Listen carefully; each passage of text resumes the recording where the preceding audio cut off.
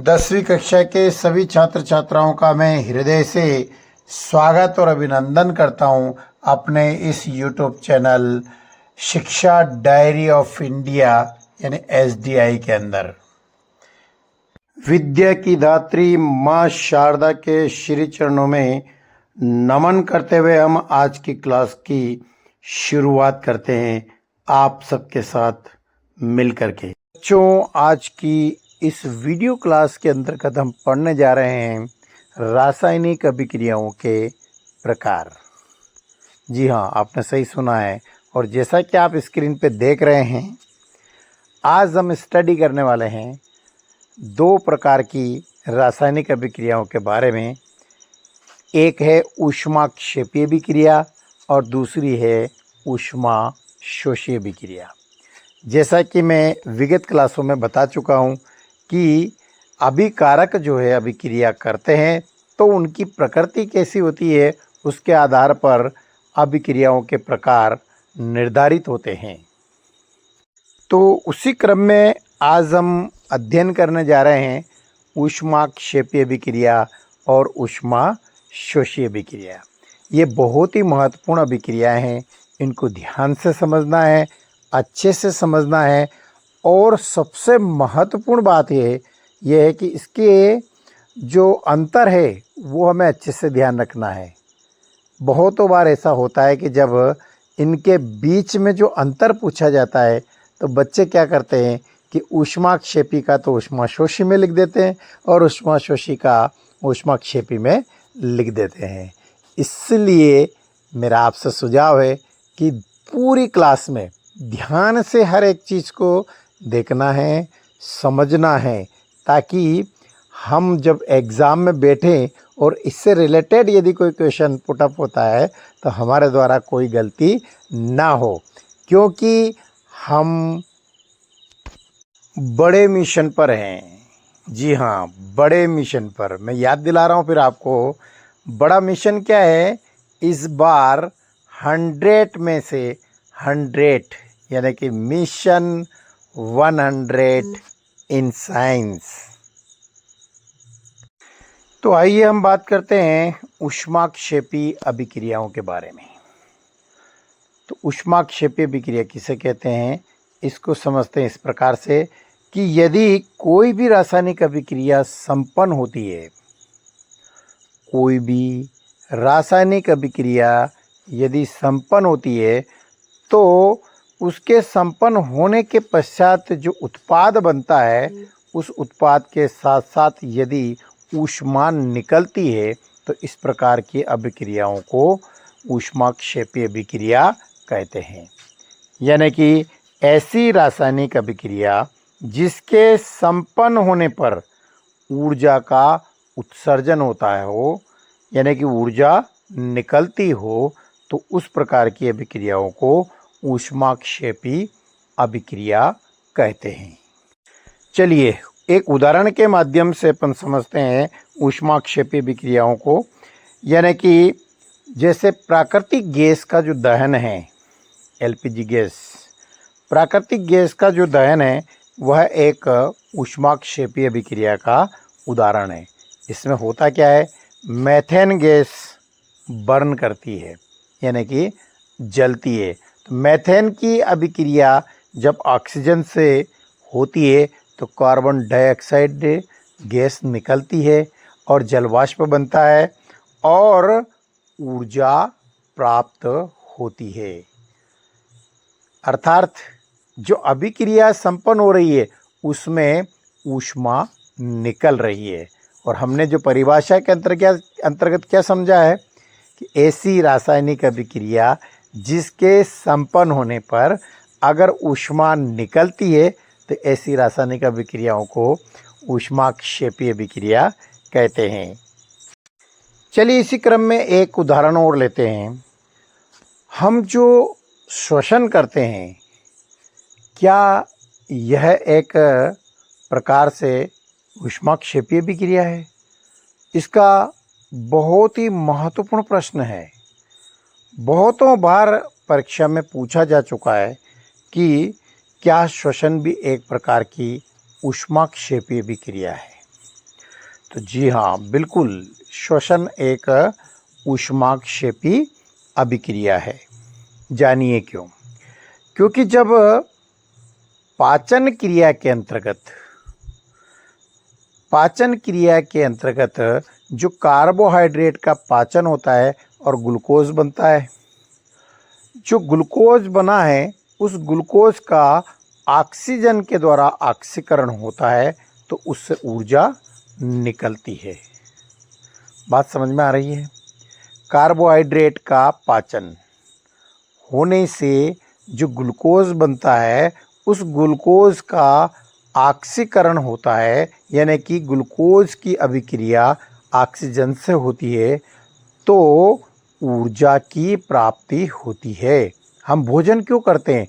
क्योंकि हमें ऊर्जा चाहिए, और भोजन करने से पाचन तंत्र के अंतर्गत उस भोजन से जो है कार्बोहाइड्रेट टूट करके ग्लूकोज में बदलता है और उस ग्लूकोज से ऑक्सीजन अभिक्रिया करके उसको ऑक्सीकृत कर देती है और हमें प्राप्त होता है कार्बन डाइऑक्साइड और साथ में जल मिलता है और ऊर्जा मुक्त होती है।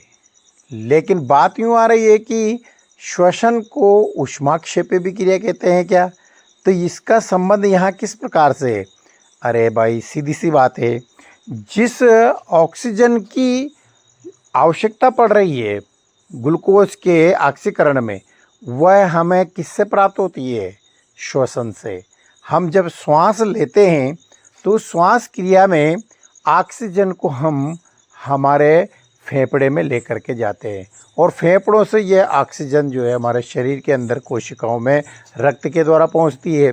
तो इसलिए हम यहाँ क्या कह सकते हैं कि श्वसन एक ऊष्माक्षेपी अभिक्रिया है, क्योंकि इसके माध्यम से ही हमें ऊर्जा मिलती है।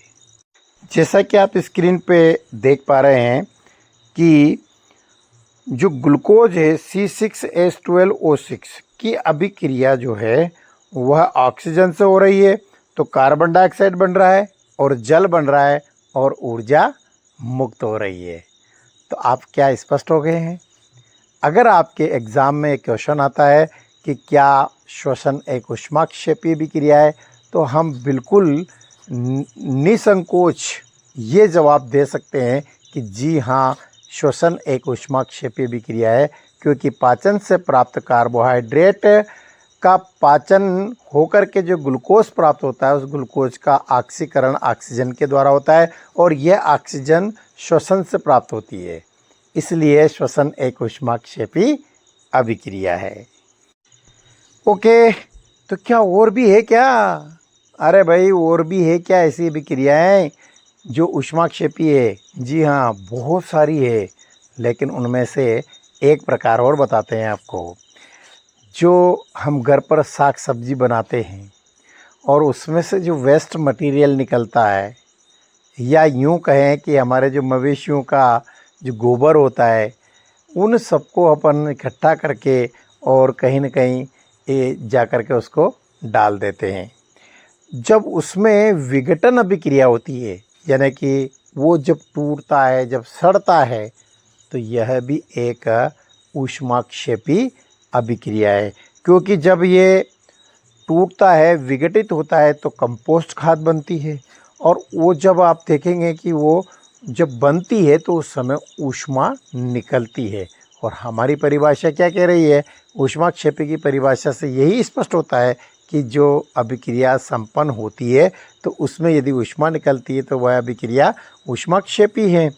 तो हम यूँ कह सकते हैं कि साग सब्जियों के जो विघटन है या विघटन से जो कंपोस्ट खाद बनता है वह भी एक प्रकार की ऊष्माक्षेपी अभिक्रिया है। तो ठीक है भाई, सभी बच्चों आप समझ पाए हैं कि ऊष्माक्षेपी अभिक्रिया किसे कहते हैं और इसके उदाहरण क्या हैं। अब अपन बात करते हैं ऊष्माशोषी अभिक्रिया की। ऊष्माशोषी अभिक्रिया किसे कहते हैं, इसे हम समझते हैं। ऊष्माशोषी अभिक्रिया को हम इस प्रकार से समझ सकते हैं कि यदि कोई अभिक्रिया संपन्न होती है और संपन्न होने के लिए अगर उसको ऊष्मा की आवश्यकता होती है तो इस प्रकार की अभिक्रिया को ऊष्माशोषी अभिक्रिया कहते हैं। ऊष्मा शोषी यानी कि अभिक्रिया के संपन्न होते समय यदि ऊष्मा का अवशोषण होता है तो इस प्रकार की अभिक्रिया को ऊष्मा शोषी अभिक्रिया कहते हैं। जैसे एक सिंपल उदाहरण के माध्यम से समझते हैं। कैल्शियम कार्बोनेट को जब गर्म किया जाता है, कैल्शियम कार्बोनेट को जब गर्म किया जाता है तो कैल्शियम ऑक्साइड बनता है और कार्बन डाइऑक्साइड निकलती है। लेकिन यह अभिक्रिया जब तक कैल्शियम कार्बोनेट को ऊष्मा नहीं दी जाती है तब तक ये संपन्न नहीं होती है। तो इसको संपन्न होने के लिए किसकी आवश्यकता है? ऊष्मा की आवश्यकता है। यह अभिक्रिया जब संपन्न होती है तो ऊष्मा अवशोषित करती है, इसलिए हम कह सकते हैं कि यह ऊष्माक्षेपी के बजाय ऊष्मा शोषी अभिक्रिया है, क्योंकि यहाँ ऊष्मा निकल नहीं रही है, ऊष्मा अवशोषित हो रही है। यहाँ कैल्शियम कार्बोनेट जो है ऊष्मा को अवशोषित करके कैल्शियम ऑक्साइड बनाता है और साथ में कार्बन डाइऑक्साइड गैस निकलती है। चलो ठीक है, एक अन्य उदाहरण के माध्यम से अपन समझने का प्रयास करते हैं। फेरस सल्फेट को जब गर्म किया जाता है, मतलब समझ में आ रहा है आपको? अगर हम गर्म कर रहे हैं तो इसका मतलब हम क्या दे रहे हैं? ऊष्मा दे रहे हैं। तो फेरस सल्फेट को अगर हम गर्म करते हैं तो फेरिक ऑक्साइड बनता है, सल्फर डाइऑक्साइड बनता है और सल्फर ट्राइऑक्साइड बनता है। यानी फेरस सल्फेट ने ऊष्मा का अवशोषण किया है और फिर अभिक्रिया संपन्न हुई है, इसलिए इस प्रकार की अभिक्रिया को ऊष्मा शोषी अभिक्रिया कहते हैं। तो बच्चों, आज की इस वीडियो क्लास के अंतर्गत हमने समझा है कि ऊष्मा शोषी अभिक्रिया और ऊष्माक्षेपी अभिक्रिया क्या होती है, दोनों में क्या अंतर है, इसके बारे में अपन ने जानकारी प्राप्त की है। अब वक्त हो चला है इस बात का कि आज का गृह कार्य क्या हो सकता है। आज के इस वीडियो क्लास के अंतर्गत हमने क्या सीखा है, तो यहाँ पर इस जो भी लेसन हमने समझा है उसमें से कुछ प्रश्न इस प्रकार से पूछे जा सकते हैं। जैसे ऊष्माक्षेपी अभिक्रिया किसे कहते हैं, है ना? रासायनिक समीकरण के माध्यम से समझाइए। यह पूछा जा सकता है कि ऊष्मा शोषी अभिक्रिया से आप क्या समझते हैं, रासायनिक समीकरण के माध्यम से इसे समझाइए। या फिर पूछा जा सकता है कि सिद्ध करो कि श्वसन एक ऊष्माक्षेपी अभिक्रिया है। मैं अपनी ओपिनियन देना चाहूँगा कि ये बहुत बहुत महत्वपूर्ण प्रश्न है कि श्वसन एक ऊष्माक्षेपी अभिक्रिया है। और लास्टली पूछा जा सकता है कि ऊष्माक्षेपी एवं ऊष्माशोषी अभिक्रिया में अंतर स्पष्ट कीजिए। और मैंने पहले भी सावधान किया था और फिर सावधान कर रहा हूँ, हम इस प्रश्न का उत्तर इस प्रकार से याद करें कि सही सही लिख के आएँ, क्योंकि अधिकांशतः जब हम कॉपियाँ चेक करते हैं तो बच्चों के बीच में मोस्टली यही प्रॉब्लम आती है कि ऊष्माक्षेपी का तो ऊष्माशोषी में लिख देते हैं और ऊष्माशोषी का ऊष्माक्षेपी में लिख करके और अपने उत्तर को गलत कर देते हैं। तो बच्चों, बड़ा आसान सा काम था, आज का टास्क बड़ा आसान था। एंड आई से you only one things, you can do it. आप कर सकते हैं। क्या कर सकते हैं? आप कर सकते हैं 100 में से 100 इन द साइंस। इसलिए मैं कह रहा हूँ, बार बार कह रहा हूँ, मिशन 100 इन साइंस। तो ठीक है, आगे आपसे विदा लेने का मौका मिल रहा है अब मुझे। तो मैं चाहूँगा कि आप अगला स्क्रीन पे पोस्टर आपके आ चुका है, अगली क्लास के लिए आप तैयार रहें। भाग 4 में अपन बाकी जो है अभिक्रियाएं हैं, जैसे कि विस्थापन अभिक्रिया और द्विस्थापन अभिक्रिया, उसके बारे में अपन डिस्कस करेंगे भाग 4 के अंतर्गत। तो देखना ना भूलिए। और यदि आपको वीडियो अच्छा लगता है तो निश्चित रूप से इसे लाइक करिए, शेयर करिए, इस पर कमेंट्स डालिए। बहुत अच्छे से इसका आनंद लीजिए।